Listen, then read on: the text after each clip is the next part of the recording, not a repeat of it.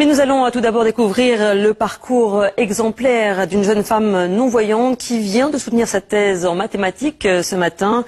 Arrivée d'Algérie en France en 2001, elle prépare sa thèse depuis 5 ans. Un parcours semé d'embûches qui a donc trouvé une issue heureuse ce matin. Le reportage de Magali Nicolin et Bruno Bellamri.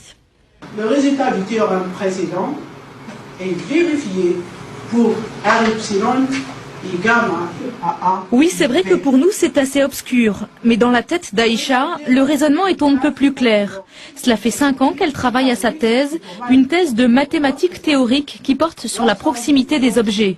C'est extrêmement complexe, encore plus lorsque l'on sait qu'Aïcha est non-voyante de naissance. C'est une grande difficulté, c'est pas simplement une difficulté supplémentaire, puisque j'ai pas l'accès c'est-à-dire aux documents comme les autres.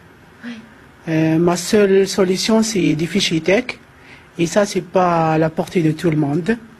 Et en plus des problèmes techniques, Aïcha s'est confrontée aussi aux a priori. Elle a essuyé plusieurs refus avant qu'un directeur de thèse ne l'accepte. Évidemment, je me suis posé la question, est-ce que son handicap peut la désavantager pour mener ce travail-là? Mais après tout, moi j'ai des collègues qui sont dans ce cas-là et qui sont de très bons, excellents chercheurs. Donc je me suis dit, il n'y a pas de raison. Du moment qu'il a les réseaux scientifiques, les qualités scientifiques pour mener ce travail-là, il n'y a pas de souci. À force de travail et de volonté, Aïcha est arrivée au bout de sa thèse. Elle n'a pas mis plus de temps qu'un étudiant valide. La candidate a démontré qu'elle possède à la fois les qualités pédagogiques et scientifiques d'un enseignant-chercheur. En conséquence, le jury à l'unanimité décerne à Madame Aïcha Baresh le titre de docteur en sciences avec la mention très honorable.